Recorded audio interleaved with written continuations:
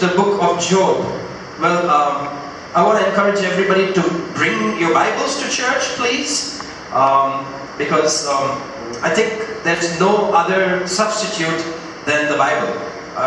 The more and more you carry the Bible and read the Bible and hear from the Bible, the more you will be less confused about the Bible or people saying things about the Bible. So get used to knowing God's Word and carrying God's Word, and especially when we come to church in the morning. So turn with me to the book of Job.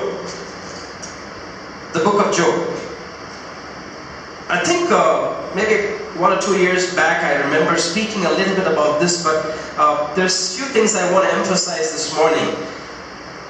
Job chapter 1, I'm going to read pretty much the full chapter, but we're going to just look at a few things to understand what this really means to God and to us. And this morning I want to talk about Job's worshipful attitude. Job's worshipful attitude. It says, there once was a man named Job who lived in the land of Uz. He was blameless, a man of complete integrity. He feared God and stayed away from evil. He had 7 sons and 3 daughters. He owned 7,000 sheep, 3,000 camels, 5 teams of oxen, and 500 female donkeys. He also had many servants. He was, in fact, the richest person in that entire area. Job's sons would take turns preparing feasts in their homes, and they would also invite their 3 sisters to celebrate with them. When these celebrations ended, sometimes after several days, Job would purify his children. He would get up early in the morning and offer burnt offering for each of them, for Job said to himself, perhaps my children have sinned and have cursed God in their hearts. This was Job's regular practice. One day, the members of the heavenly court, which are the angels of God, came to present themselves before the Lord, and the accuser, Satan, came with them. Where have you come from? The Lord asked Satan. Satan answered the Lord, I have been patrolling the earth, watching everything that's going on. Then the Lord asked Satan, have you noticed my servant Job? He is the finest man in all the earth. He is blameless. He's a man of complete integrity. He fears God and stays away from evil. Satan replied to the Lord, yes, but Job has good reason to fear God. And verse 10 says, you have always put a wall of protection around him and his home and his property. You have made him prosper in everything he does. Look how rich he is. But reach out and take away everything he has, and he will surely curse you to your face. All right, you may test him, the Lord said to Satan. Do whatever you want with everything he possesses, but don't harm him physically. So Satan left the Lord's presence.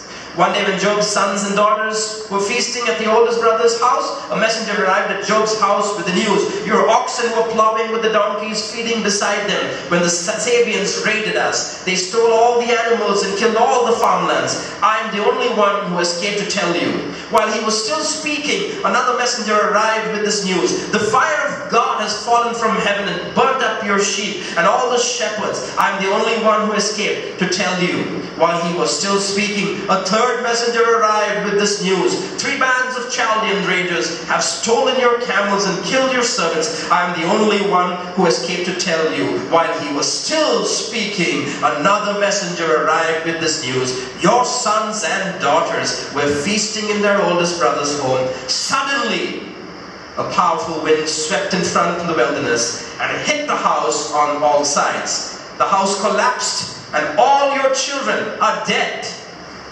I am the only one who escaped to tell you. Verse 20 says, Job stood up, tore his robe in grief. Then he shaved his head and fell to the ground to worship. And he said, I came naked from my mother's womb. I will be naked when I leave. The Lord gave me what I had, and the Lord has taken away. Praise the name of the Lord. And verse 22 says, in all of this, Job did not sin by blaming God. Isn't it amazing? I remember the song we just sang, Blessed Be Your Name. There's a verse that comes that says, you give and you take away. You give and you take away. And my heart, listen to what it says. My heart will choose to say, blessed be your name. Now, in our lives, almost every time in our lives, it's choices. It's choices we have to make. And excuse me, when we look at this chapter of Job, and that's why I said Job's worshipful attitude. If you have ever read the whole story in the book of Job, you will understand that under normal circumstances, no human being would ever be able to endure that kind of situation under normal circumstances. But Job considered himself a worshipper. And if you look at the end, it says God doubled and tripled his blessing at the end of it. It says here, there was once a man named Job who lived in the land of Uz, and he was blameless, a man complete with integrity. He feared God and stayed away from evil. He had 7 sons. It's kind of giving a description of Job. Now, for God to be able to endorse Job to the devil is a big thing. And the Bible says that with all this property, 7,000 sheep and 3,000 camels and all this stuff, he still stayed humble, he stayed blameless, and he was a man with complete integrity and fearing God. You know, it's one thing to have nothing and fear God, and it's one thing to have a lot of things and fear God. You know, normally the saying goes, as you get richer, you get more ungodly.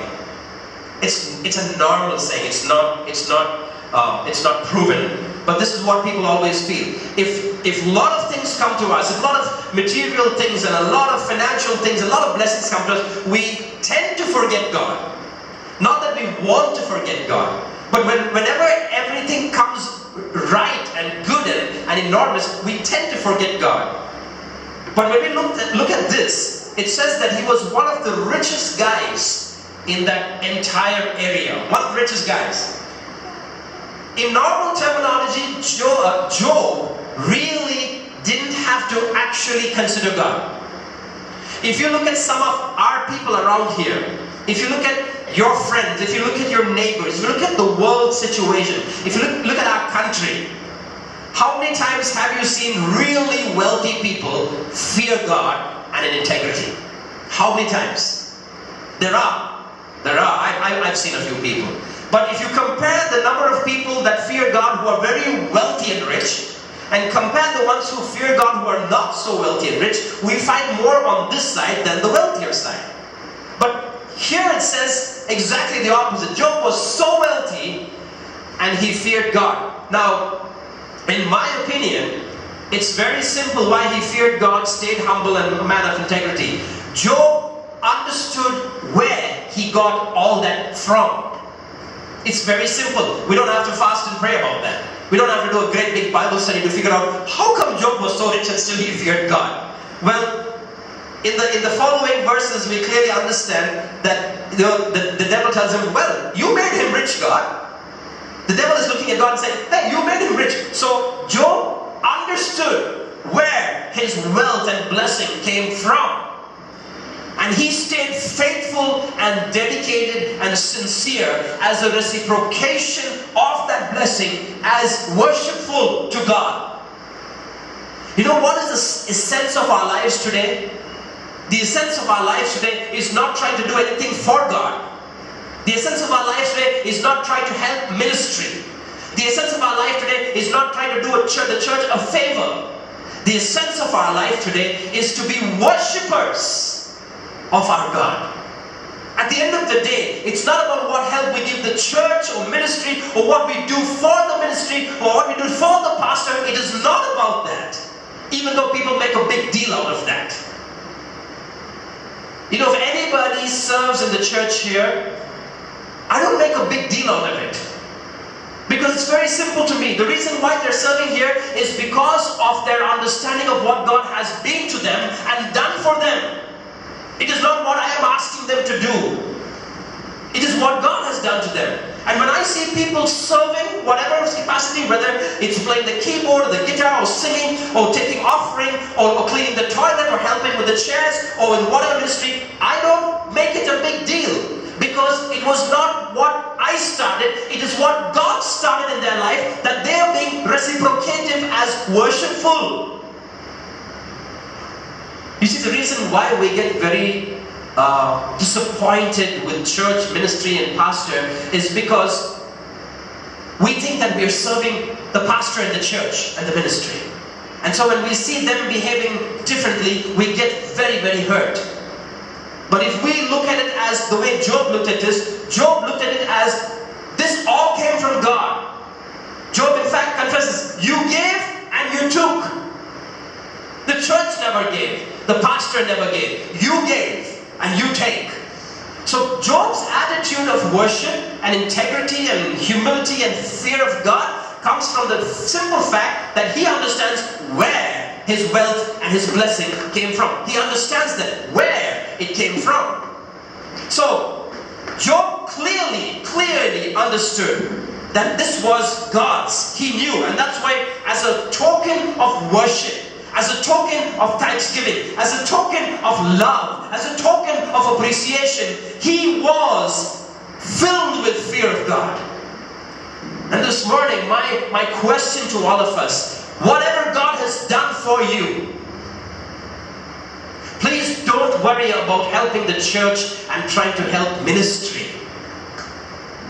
I want you to turn your focus on how much worshipful have you been to God. God gave you that. The church never gave you that. Don't be so dedicated to the church. Don't get me wrong. I'm not telling you not to help the church. That's not what I'm telling you. But I'm telling you, I've seen people focus more ministry, pastor, church, I'll do this, I'll do that. And if pastor does something wrong, they'll never come back again to church. That's because their focus was on church. Like as if church saved their life. Church gave them blessing. Church healed them. So they reciprocate back to church. You see, if you know what God did for you, even the pastor does something wrong, you will come back and sit down here and say, I've come to meet you, God, not the pastor. I've come to meet you, God, not the pastor. And trust me, if you do not have the understanding of a worshipful lifestyle to God, no matter which church you go to, you will have the same problem. You will have issues with church. You will have issues with people. You will have issues with leadership. And you will have issues with pastors. Because your focus was not a reciprocation of your worship to God. It was a source of reciprocation back to people. So people will fail you and you will fail people. Change your attitude. Be worshipful to your Creator. You know, when you're worshipful and thankful to your Creator, you will respect church. You will respect office. You will respect business. You will respect people on the road. If you are worshipful to God, everything will come in place. But if you respect people, you will never be worshipful to God. If you honor people more than God, you will never be respectful to God. You honor and respect God, and then you will be good with people. It's the other way around. Job understood that very well. And it says here, Job's sons would take turns preparing feasts in their homes, and they would also invite their sisters. When these celebrations ended, sometimes after several days, Job would purify his children. He would get up early in the morning and he'd offer a burnt offering for each of them. For Job said to himself, perhaps my children have sinned and have cursed God in their hearts. This was Job's regular practice. Here's my question to all of us. Do we represent our families when they behave in manners that are not godly? Do we stand as priests in our family and say, God, maybe my children don't come properly to church. Maybe my children don't love you. Maybe my family is not doing things that please you. But I stand in the gap. I will get up. I will be worshipful. I will do this sacrifice to cleanse them from their gratitude to you because I worship you. It is not about my family worshiping you. It is not about what they believe in you. I worship you. Isn't that amazing? Do we look at God that way? Every time we keep complaining, oh, my family doesn't know God. Oh, my children don't love God. Oh, forget your family, forget your children, forget anybody who you know. What about you? What about you? Job never cried and had tears and went, poor me, look at me, I love God so much. Look at my sons and my daughters, they're such a disgrace. Job didn't go that route. Job said, guys, go do what you want. He would get up in the morning and every time after these things are over, it says it was a regular practice. It was part of his lifestyle. How many of us have made a sacrifice on behalf of our families to purify them, sanctify them, and plead with God for them, on behalf of them as a bridge? How many times we have done that? We complain, we argue, we judge, we criticize, we murmur, and we keep complaining. None of this is going to help us. It's going to make us more bitter and angry with God. Job found the secret. He said, I'm not going to complain about my family. I'm going to do what is worshipful in my sight because I honor God. I respect God. And I will make up for what my family is not doing. I will make up for that. I will do it. You know what was Job doing? Job was worshiping on behalf of his family. Job was worshiping on behalf of his family. Not only he was worshiping himself, he took on the responsibility to worship for his family also. That's what it says here. And one day the members of the heavenly court came to present themselves before the Lord, and the accuser came with them. Where have you come from? The Lord asked Satan. Satan answered the Lord, I've been patrolling the earth, watching everything that's going on. Very interesting conversation going on. Then the Lord asked Satan, have you noticed my servant Job? Very interesting. Satan comes there with the angels, and God's looking at Satan saying, hey, since you've been patrolling the earth and pretty much trying to do something which you normally always want to do, did you consider my guy, my son Job there? Imagine how interesting it is about, out of everybody, God chooses Job's name. Isn't that special? Imagine 1,000 people standing and God chooses your name to call your name out of 1,000 people. That by itself is an amazing relationship that God has with Job. Job's asking Satan, God's asking Satan, have you considered my guy Job there? Isn't it amazing? And this is what,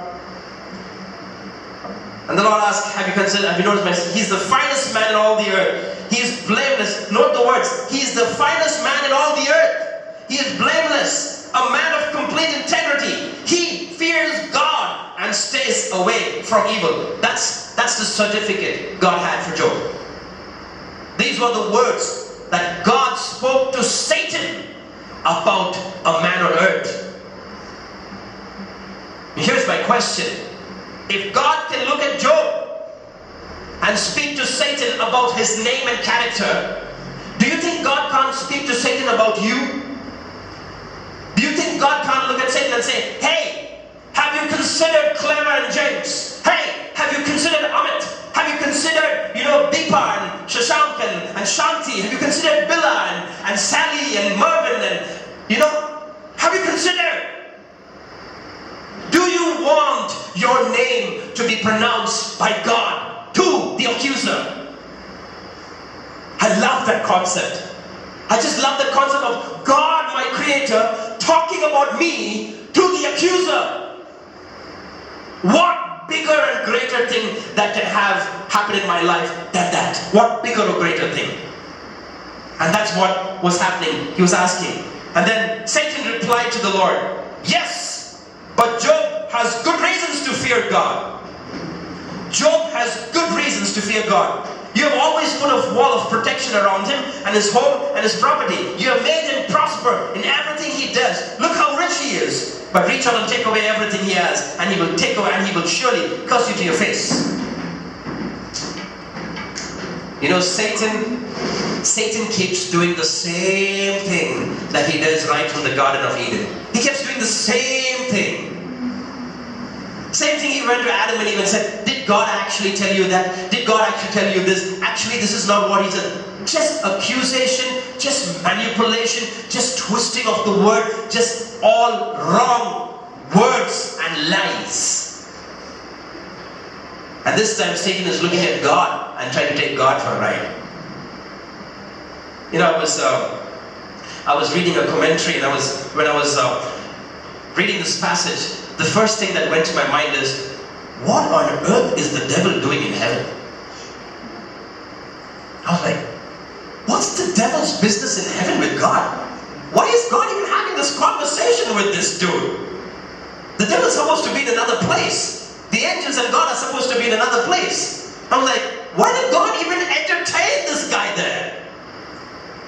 And as I was reading some commentaries and thinking it to myself, one guy in the commentary said, please understand, Satan never created himself to be the boss of his life. Satan was created by God. No matter who Satan is, no matter what powers he has, at the end of the day, he is under the control of God even now. God created Satan. Not really Satan, created the angel who became Satan, but that was God's creation.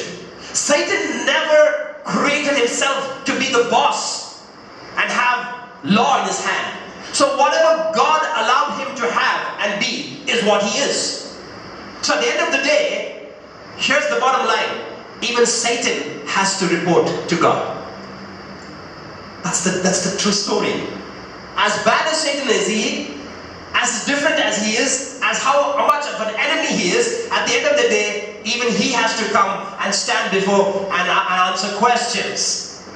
That's how God has kept Satan in control. So, what's the bottom line here? The bottom line is, no matter what Satan is doing to you, listen to me very carefully, no matter what Satan is doing to you, against you, to harm you and tear you apart, at the end of the day, Satan has to stand before God and answer if God asks him even one question. That's the control of God over Satan, even though he's the accuser and our enemy. And as Satan was talking, Satan told God, hey, look at Job, you blessed him.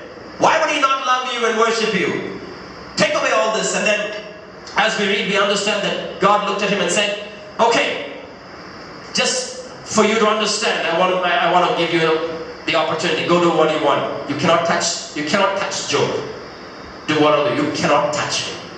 And so the next many verses we find what happens. This dies and that dies, and finally he loses everything, all his possession, including his sons and his daughters. He loses everything. Can you imagine that this never even happened over a period of weeks and months? This happened one shot. Please understand, sometimes we go through calamities this week, after 6 months another one, maybe after 3 years another one. We've got breathing space to comfort ourselves and re-equip. Job never had breathing space. One guy is coming and telling him something bad. As soon as the guy turns, another guy is coming. The guy turns, another guy is coming. The guy turns, another guy is coming. 4 guys come continuously after one after the other. As a human being, when you go back home today, if you get 4 people coming to your house, giving you devastating news about you, your job, your family, and what you love, what kind of a guy or person will you be tonight? Let's say you go back home, and you're sitting and drinking tea, and 4 people come, just like the story. One person comes and says, your bike is stolen. Another person says, somebody kidnapped your family. Another person comes and says, you got this loan to pay, the gundas are coming. The final person comes and says, so sorry, you lost your job. And you're drinking tea. How do you think the tea will taste? How do you think you're going to sleep today? And my next question is, what will be your relationship with God after those 4 people? You know the first thing what normally we'll say? God, this morning I was so faithful there at church, worshipping you. In fact, today extra tithe also I gave. Why are you doing this to me? We'll come up with all type of, maybe I didn't do this. Oh, I'm sorry, last month I didn't give tithe. Please don't torture me for that. We'll come up with all type of accusations and condemnation and guilt and shame. But you see, that is not the point. We do not know what is happening in the heavenly realms. Every time something happens to us, we think we did something wrong. Or we think, wow, what happened? God doesn't love me. No, it's not about God not loving you.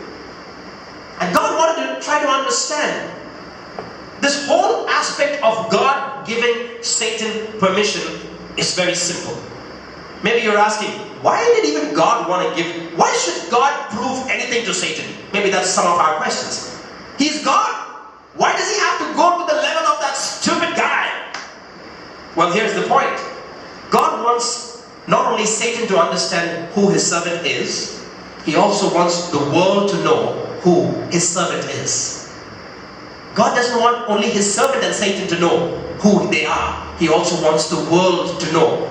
And people will have seen what else happened to Job. And people are also seeing Job's attitude. And that's the worshipful attitude I want to end with this morning. After everything happened, verse 20, this is what it says. Job stood up and tore his robes in grief. So the first thing that Job did was he behaved like a human being. The first thing Job did, he behaved like a human being. He showed his emotions. He didn't act spiritual on the first count. He never acted spiritual. He acted like a human being, normal guy. Tore all his robes. Grief. Shaved his head. It says he tore his robes. Then he shaved his head and fell to the ground to worship. He's in grief. He's in agony. He's in frustration. He's in sadness.